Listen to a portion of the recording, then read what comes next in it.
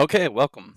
Um, just want to give some thoughts on 1990s Cavaliers show, Cavalier anthems. Just, you know, if you're bored, maybe you want to hear what this guy thinks about it. Am I anybody important? No. I never marched drum corps. I just been a big fan of my whole life. Was when I was in high school. I was a huge fan of it. I was the only one in my my whole high school band that cared about drum corps. Nobody else did. They always just get annoyed. I would play them like every day after school. I was obsessed with drum corps. It was not cool back then, and nobody was into it. Nobody cared except for me. It seemed like my band director was like, Uh, so, just a guy. I have tried. I've auditioned for a drum corps before. Didn't make it because once it wasn't good enough. I could have done it. I was just too lazy. Back then I was a young kid. And so I just didn't put the time in, which is astounding to me because I was so passionate about it. I just loved it so much. But just to put the work in. And that's not issues with reading music. I could play anything, but I can't just read music. I was never really good at it. At one point in time, I was in junior high, but I kind of got away from it into high school and then on to college. Just kind of, I could play anything. I had to write out the positions though and stuff. I was just a very slow reader of music, so that was an issue because obviously they put a piece of music in front of you and say play this. It's a problem. I can work it up and get it, which that's all that really matters in the end because drum corps is a rehearsed thing. You rehearse hundreds of thousands of hours or whatever. But doesn't matter anyway. Never marched, auditioned, and just a fan. Just some thoughts here. Who this video is for, real quick. If you're wanting to watch the whole show uninterrupted, this is not the video for you. I'm going to be pausing sometimes. I'm going to be talking during the whole show. If you get annoyed by that, just go look it up. This video was found on YouTube, so you can find the whole show if you want and watch it there. But let's get into this. Start off right about off the bat here. Let's go.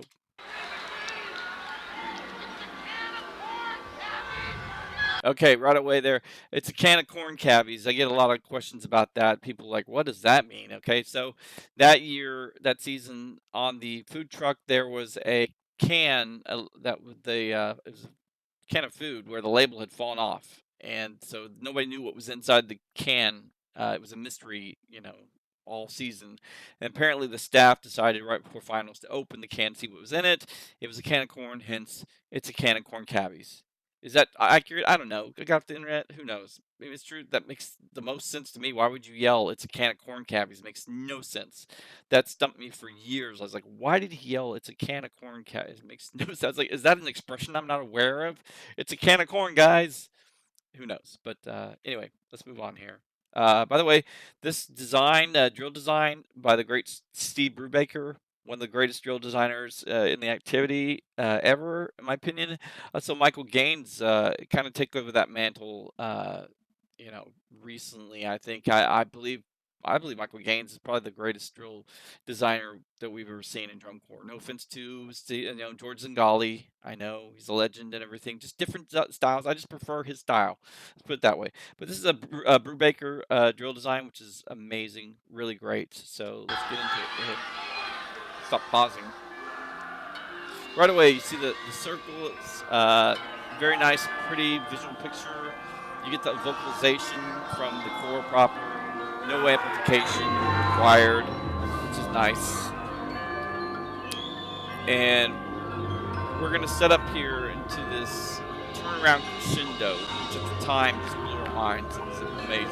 And to see it live, another thing is, if you've never seen something like that, you should.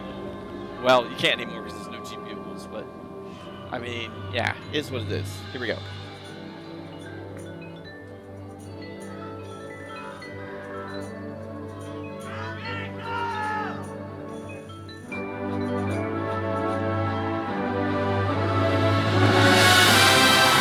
Oh, great statement.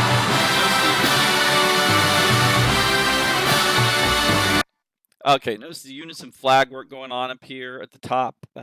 It's great. I wish that guards were designed like that more often. I think that guard work should be unison 99% of the time. There are times when sure you can have solo things going on, but a lot of times it just looks messy and just chaotic. And sure, sometimes it's what the drill design or the show designer wants. But I don't know. There's something about unison flag work that shows, your everyday schmo like myself can tell, is this guard good or not? Are they together? It's a simple thing, but it's not simple. It's hard to do. So it's hard to do well, that's for sure. But man, they just nailed it. This guard is amazing. So rewind a little bit here. There we go. Guard work.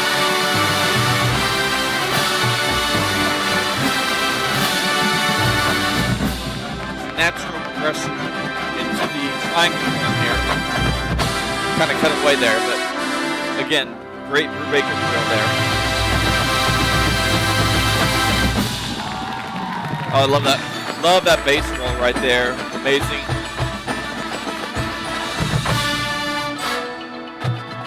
Okay, I'm gonna pause again there. Sorry, guys. You can get a lot of setup here. He sets it up with the statement, and then there's a picture. So you're gonna get a setup in the drill, a statement with a picture. So they're gonna set it up, and they're gonna make a picture as they make the statement. Boom, they're gonna hit. So you're gonna see that a couple times.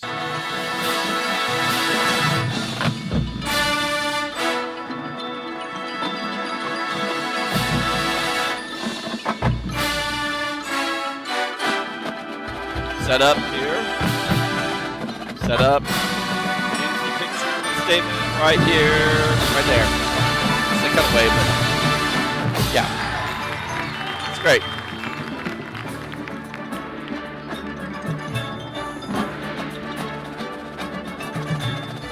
Amazing rifle work right here by the guard. Look at this. It's just insane. It's like nothing to look. Oh well. Great. Love that little visual. Let's watch that. And with the unison catch right here. Boom. Just love it. It's great. Okay, here for the call and answer section between the upper and lower brass.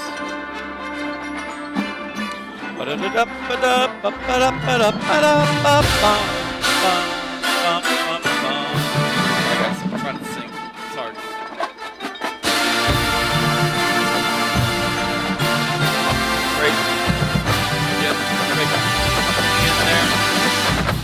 And you watch this whole show on high camera, and it's great. It's amazing. It's one of those shows where it keeps you fascinated the entire time. So there's another big picture moment we just had there.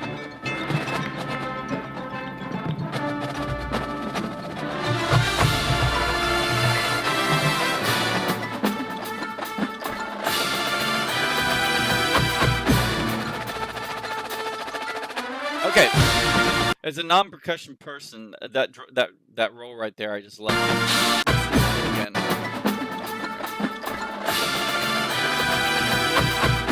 Right here.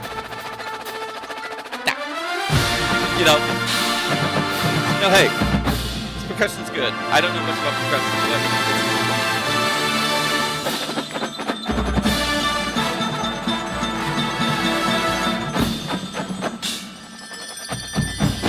yeah, so I've back here.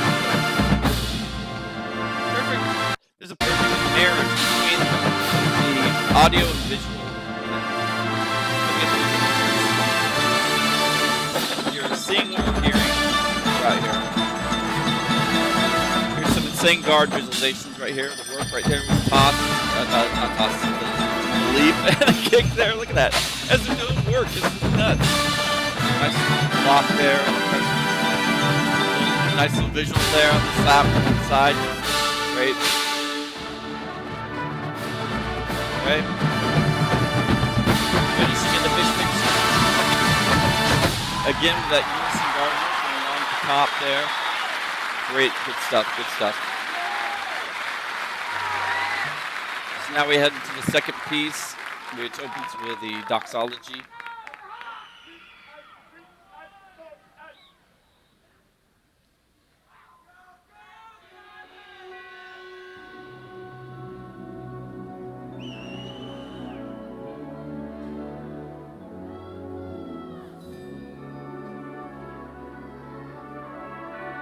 There it is, the Doxology. Doxology, by the way, is the praise God from whom all blessings flow. Praise him, ye creatures here below. They're going to be playing that in pieces here. Yeah, I will try not to sing again, guys. I'm sorry. I don't want to hear that.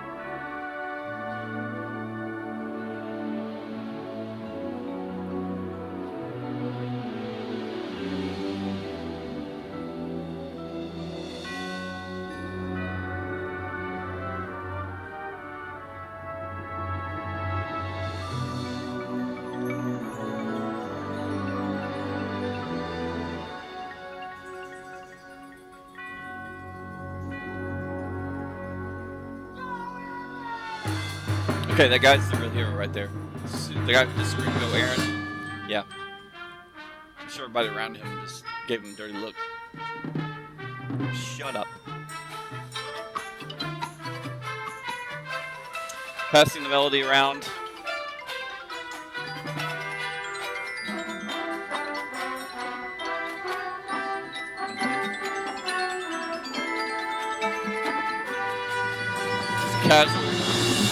Casual rifle work. It's casual rifle work right here. It's a hand toss.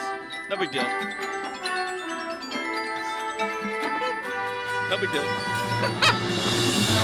If you've ever tried to toss it and catch a rifle, I have.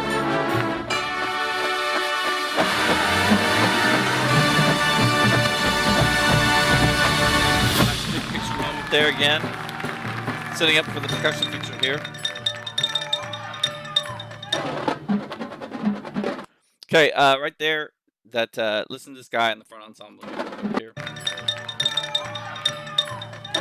I'm just reminded how loud used to have to play before they had amplification, which I'm not saying it's a bad thing. It's just kind of funny because it's just like you're just having to hammer down on those keys.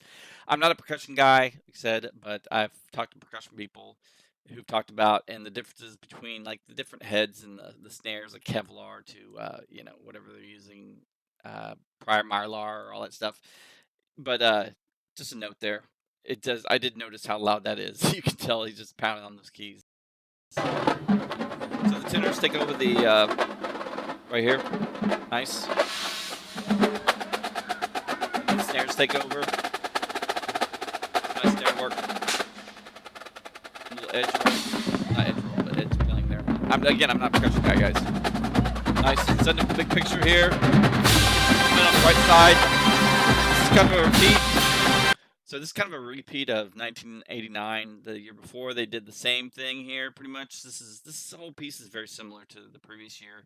I do prefer this year though, over 89. I gotta say, I just like it. I think I probably saw this before I saw 89. I can't remember. I think I skipped a year. It's not clear now. I don't remember. I don't think that's true actually, but I do prefer this year. So let's go back.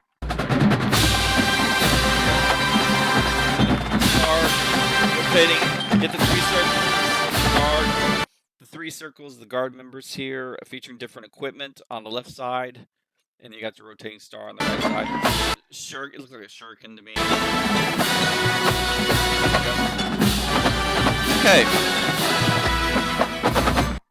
Okay, let's talk about those drum heads real quick, that equipment there. This is the first time I remember seeing something like that in drum corps. Probably wasn't the first time it was ever done, but this is the first time I remember seeing it. Actually, last year, the year before, they did the same thing, actually. So I should say 89 was the first time. But yeah, it was pretty innovative, I think, back then. But interesting concept there. They're going to carry those around. They're going to play on them at the end of this piece here. Love that. Okay, so here's where that crazy maker drill takes over here on the right side. There we go. This is so insane. Okay, here we go with a snake drill, playing on those drum heads that we turn around. It's a callback to. Let's go back a little bit. Play the video. So this is a callback to 1986, 87. They did the same kind of drill in those shows as well. Back then, of course, it blew our minds. in '90. This is so smooth, and this drill was just crazy fast the way they're doing it. It may not look like it today, but back then it was insane. Set up here again. Lock up the visual in comparison to future climax. Here we go. Pop, pop, pop, pop, pop. Roll around.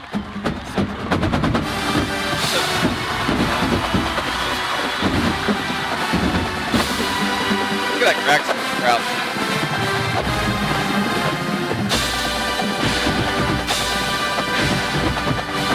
The classic Cavaliers visual. Pressure back there to finish out. Again, look at this crowd reaction. Look at the crowd. They're on their feet. They're going crazy. How often do you see that these days? And I'm not one of those old timers like, hey, back in the days, it was much better than today. Everything's crap today. No. But there's something to be said about writing to the audience versus writing to the judges. And I think we see a lot more writing to the judges to please the judges these days than we do to write to please the audience. It's just, I understand you want to win, but I don't know. I'm one of those people. I'd much rather enjoy a show than have it win. You know, I'm all about the music too. If I don't like the music, I'm not gonna like the show, and that's a whole nother discussion. So anyway, great audience reaction. Let's get back to it. Setup. This is the ballad. They're gonna play right here. Start off with a big note.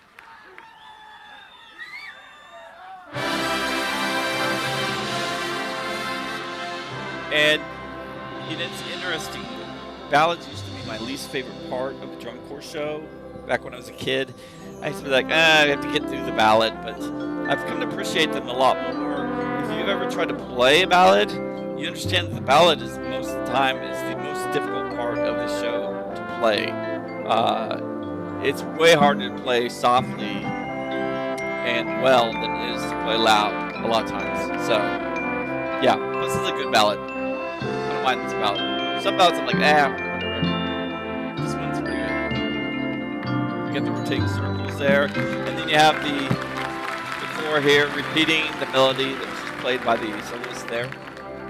You get the nice silver flags by the guard there, which would be kind of one of their trademarks for the 90s. So the next year, in particular opener, they have these really nice sets like that.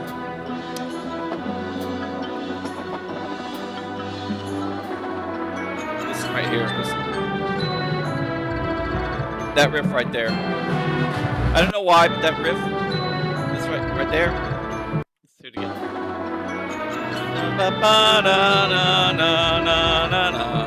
Always reminds me of Disney. I don't know why. It just does.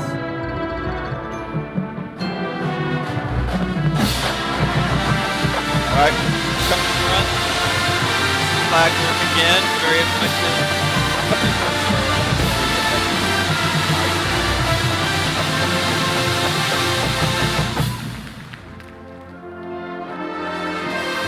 Flag.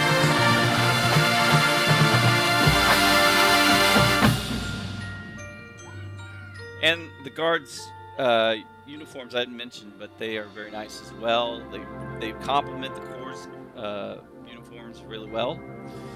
And here we go with a classic Cavaliers big picture, ending on quiet note, but filling the whole field at the end of the ballad, which kind of their thing back then.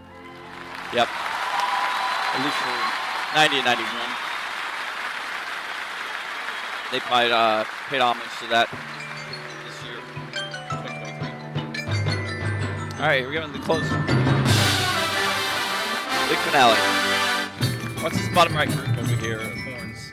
This is Brubaker drill here. He's going to do the blocks, moving, triangles, sliding along each other. Classic Brubaker. Great. Fitting into the triangles. Integrated. Set up for the flag toss over the board. Amazing. Awesome.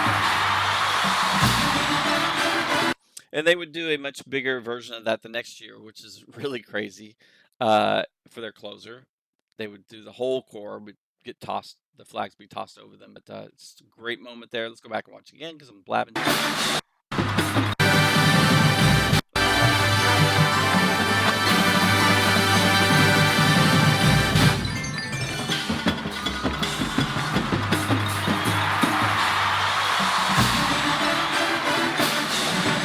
Suddenly we're running into the ending here. Running and reversing. So such a basic idea, but still brilliant anyway. Have these people running towards each other and then reversing, going back the other way, and winding up in the triangle formation. Let's just go back.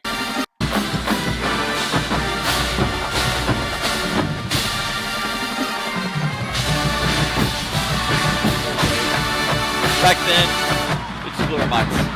There's that dun dun dun dun, which that dun dun dun dun would be parodied by Phantom Regiment this same year. They parodied it in their show during their piece called Carnival of the Drum Corps, I believe. That was a parody of, which was a parody itself, Carnival of the Animals. So, final thoughts. Uh, it was a different time. There's been some good changes since then, some bad changes, in my opinion. It's all subjective, though. I do miss G Bugles. I really miss that sound. There's nothing like it. There never will be. I'm sorry, some chords have gotten close. Carolina Crown, the horn line has come the closest, in my opinion, to replicating that sound, but you just can't. If you've ever heard live G Bugles uh, from one of these drum corps back in the day, you know, you know, the sound is just not the same.